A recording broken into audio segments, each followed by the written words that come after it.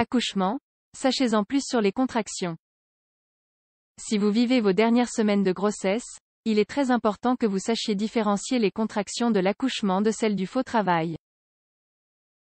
Sachez-en plus ici afin de vous rendre au moment approprié à la maternité. Les contractions de l'accouchement sont l'un des signes les plus attendus par les femmes enceintes dont la date d'accouchement est proche. Les changements que subit le corps d'une femme en fin de grossesse génèrent beaucoup de doutes, l'expulsion du bouchon muqueux, l'expulsion du flux vaginal, la descente de l'abdomen, la moindre perception de mouvements fœtaux. Mais le signe qui, sans aucun doute, génère le plus de doutes et que les femmes redoutent le plus, ce sont les contractions. Certaines contractions déclenchent le travail de naissance, il est donc essentiel de savoir les identifier. Nous vous invitons à découvrir ici les caractéristiques spécifiques des différentes contractions de fin de grossesse afin que vous puissiez agir de manière appropriée. Le faux travail avant l'accouchement. Pour savoir si les contractions ressenties sont celles de l'accouchement, il faut d'abord savoir à quoi ressemblent concrètement ces contractions. Les contractions correspondent à des contractures du muscle utérin, ou myomètre. Ces contractures exercent une forte pression au niveau de la partie haute de l'utérus et conduisent le bébé vers la partie inférieure de l'utérus, c'est-à-dire vers le col du l'utérus. Pendant les dernières semaines de grossesse, des changements favorisant le travail d'accouchement se produisent et certains symptômes font alors leur apparition. Les fameuses contractions font partie des symptômes les plus flagrants.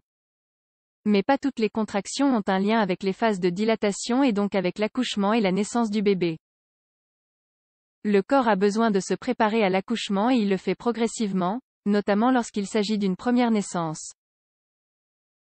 La principale caractéristique des contractions ressenties lors du faux travail de l'accouchement est l'irrégularité. À l'inverse, les mouvements de la musculature qui indiquent le début de l'accouchement sont réguliers. En ce qui concerne les symptômes, il est fréquent que l'abdomen devienne dur à certains moments de la journée. Des douleurs similaires à des douleurs menstruelles ou à des coliques sont d'autres symptômes possibles. Tous ces désagréments déclenchent généralement le signal d'alerte. La future mère contrôle alors de très près les symptômes qui apparaissent au fur et à mesure. Que faire en cas de faux travail avant l'accouchement? Les désagréments liés au faux travail avant l'accouchement disparaissent généralement lorsque l'on change de position ou lorsque l'on réduit son activité physique. Certains gestes et certaines techniques peuvent atténuer l'intensité des désagréments et ainsi favoriser le bien-être. C'est le cas, par exemple, des massages ou encore des bains d'eau chaude. Des bains ou douches à l'eau chaude, il n'est pas utile que la température soit très élevée. À vous de décider quelle température vous convient le mieux.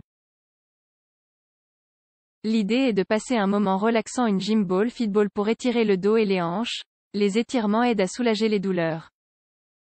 L'exercice consiste à s'asseoir sur la gym ball de façon à ce que les genoux forment un angle droit. L'écart entre les deux jambes doit former un angle de 180. Cette position vous permettra de vous étirer le dos et les hanches en réalisant des mouvements latéraux, des mouvements circulaires et en allant de l'avant vers l'arrière des massages au niveau de la zone lombaire. En ce qui concerne les massages, vous aurez besoin de l'aide d'un proche. Les massages doivent être circulaires. Pensez à utiliser une huile naturelle telle que l'huile d'amande ou encore l'huile de calendula ou bien de l'aloe vera. Les contractions de l'accouchement. Au fur et à mesure que les contractions de l'accouchement progressent et que leur intensité augmente, elles provoquent la dilatation du col et les premiers symptômes du travail de l'accouchement apparaissent. La conséquence finale est la descente du bébé et sa naissance. Pour différencier les contractions du faux travail et les contractions de l'accouchement, il est essentiel de connaître leurs caractéristiques spécifiques. La régularité, la fréquence des contractions de l'accouchement et leur intensité doivent être régulières. Si le rythme est maintenu dans le temps, cela signifie que le travail a commencé. Il faut s'assurer que cette régularité dure au moins 1 heure la durée. Chaque contraction doit durer environ 1 minute depuis son apparition jusqu'à sa disparition. La perception. Toutes les contractions sont perçues d'une certaine manière par les femmes. Elles ne passent pas inaperçues. La douleur ne constitue pas un signal d'alerte flagrant. Il s'agit d'un facteur subjectif. Que faire lorsque les contractions de l'accouchement apparaissent? Si les contractions ressenties sont bel et bien des contractions qui annoncent l'accouchement, il faut avant tout garder son calme et aller à la maternité. Voici les bons conseils à suivre. Garder son calme, contrôler les caractéristiques des contractions à l'aide d'une montre, rester serein en cas de mouvement fœtaux, prendre avec soi la layette, la valise de maternité et l'historique de suivi de grossesse, aller à la maternité où nous avons décidé d'accoucher.